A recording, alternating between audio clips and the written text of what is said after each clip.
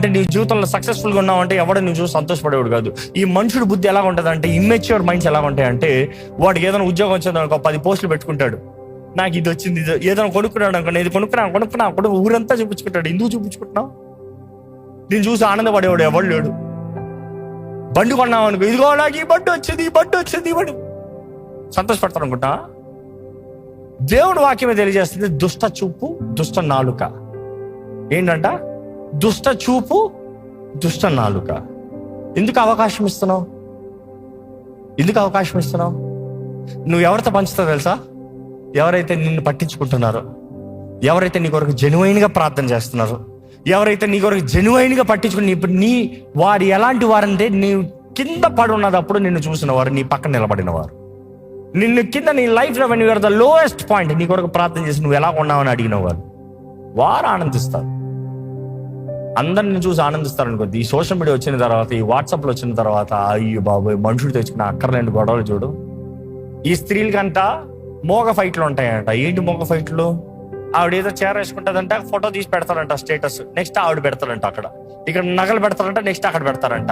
అంటే ఇతరులు చూపించుకుంటానికే, వీళ్ళు ఆనందిస్తానికి కాదు, ఇతరులు చూసి నిజంగా వీళ్ళు బాగుందని చెప్తానికి కాదు. అందులో నిజంగా నువ్వు సూపర్ అని చెప్పినవాడంతా నిజంగా నువ్వు సూపర్ కాదు. జాగ్రత్త, మోసపోవద్దు. నీ పైన కన్ను పెట్టాడంటే జాగ్రత్త, ఏదో ఒకటి చూస్తున్నాడు. మన జీవితంలో మనం ఎలాగ బ్రతకాలో అలాగ ఉంటేనే గాని దేవుడు తన కార్యాలు జరిగించగలడు. నువ్వు చేయవలసింది చేయకుండా, నీ మార్గాలు సరిదిద్దుకోకుండా దేవుడే ఏదో చేసేయాలంటే అవ్వదు. అది ఎప్పటికీ అవ్వదు. I mean very very honest. నీ చెడ్డ అలవాటుల్ని నీవు విడిచిపెట్టాలి. నీవు విడిచిపెడితే దేవుడు తెంపివేస్తాడు. అర్థమవుతున్న పాయింట్? దేవుడు తెంపివేస్తాడు. మరలా అవి నీ పైన పట్టుకోకుండా ఉండటానికి, అధికారం లేకుండా ఉండటానికి తెంపివేస్తాడు. నువ్వు ప్రేమించేది ఎప్పుడు దేవుడు నీ దగ్గర నుంచి తీసివేయడు. ఈ మాట జ్ఞాపకం పెట్టుకో. నువ్వు ప్రేమించేది ఎప్పుడు దేవుడు నీ దగ్గర నుంచి తీసివేయడు. ఎందుకంటే దేవుడు అందరికీ స్వతంత్రత ఇచ్చాడు. జీవం, మరణం, ఆశీర్వాదం, శాపం నీ ముందు ఏది కావాలో కోరుకో. భూమి ఆకాశము సాక్షులు. ఈరోజు you have to be careful with your choices. దేవుని వాక్యం తెలియజేస్తుంది సామెతలు 13:20, జ్ఞానం కలిగిన వారితో నడిస్తే జ్ఞానవంతుడు అవుతాడంట, ఫూల్స్ తో నడిస్తే కీడే జరుగుతుందంట. Proverbs 1:10 చూస్తే, if sinners entice you do not consent. చదువుతారండి? నా కుమారుడా, పాపులు నిన్ను ప్రేరేపింపగా ఒప్పకుము, మాతో కూడా రమ్ము, మనము ప్రాణము తీటకై పొంచియుందుము, నిర్దోషైన ఒకని పట్టుకుంటకు దాగియుందుము. మనం చూస్తున్నాము, వాళ్ళు అటువంటి వారు ఆ రీతి నీ దగ్గరకు వస్తే నో అని చెప్పు. ఇంకా Proverbs 5:8 చదివితే, remove your ways far from her and do not go near her door.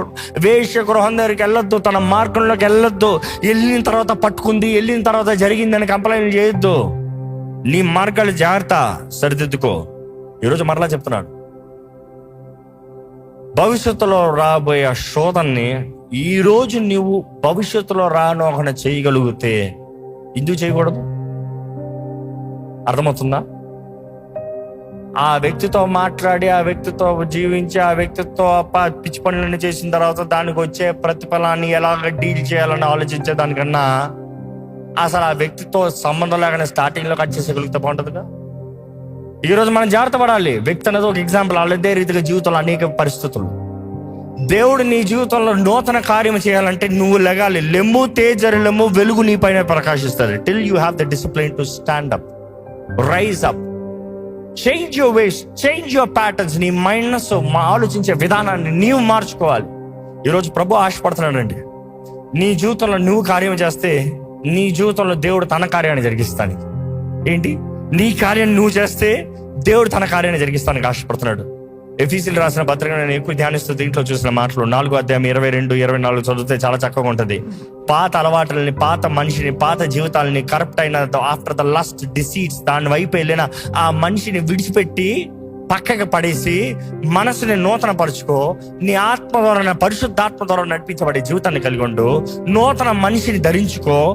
దేవునిలాగా నీవు నీతిమంతుడుగా, పరిశుద్ధుడిగా, దేవుని సొత్తుగా నువ్వు బ్రతకాలి. అదే సమయంలో నూతన హృదయంతో, శుద్ధ హృదయంతో అబద్ధం మాటలు మాట్లాడకుండా సత్యాన్ని మాట్లాడి సత్యముగా బ్రతుకు. కోపపడద్దు, కోపపడుడి కానీ పాపం చేయొద్దు. కోపపడుడి కానీ పాపం చేయొద్దు. సూర్య హస్తం జరిగే ముందే నీ కోపాన్ని సెటిల్మెంట్ చేసుకో. అదే సమయంలో రాయబడి ఉంటది, ఏది చేయొద్దు, దొంగిలించొద్దు, అన్యాయం చేయొద్దు, దుష్టుడికి చోటవద్దు, దుష్ట మాటలు మాట్లాడద్దు. Let no corrupt speech proceed out of your mouth. అదే రీతికి ఇతరులని కడతానికి నీ మాటలు ఉండాలి కానీ ఇతరులకి కీడుగా నీ మాటలు ఉండకూడదు. పరిశుద్ధాత్మని బాధపరచొద్దు. పరిశుద్ధాత్మతో నువ్వు విమోచన దినం వరకు ముద్రించబడి ఉన్నావు. Let all bitterness, anger, wrath, outcry, slander be put away from you with all malice. నీలో నుండి అవన్నీ తీసేయాలంట. అవన్నీ చేయాల్సింది నువ్వంట. దేవుని వాక్యం చివరి చెప్తుంది ఈ మాట నేను చెప్తున్నాను. సామెతలు 28:13 ఉంటది, అతిక్రమంలో దాచిపెట్టువాడు వర్ధిల్లడు, దానిని ఒప్పుకున్నవాడు ప్రభు కనికరాన్ని పొందుకుంటాడు. కనికరాన్ని పొందుకోవాలంటే ఒప్పుకోవాలి. దాచిపెడతా ఉంటే వర్ధిల్లో. ఈరోజు నువ్వు అనుకోవచ్చు, నా గురించి ఎవరికి తెలియదు అనుకోవచ్చు. దేవుడు తెలుసు. నువ్వు ఏమి ఎత్తుతావో అదే పోస్తావు. జాగ్రత్త. దయచేసి స్థలం ఉంచుతామండి, మన సమయం అయింది.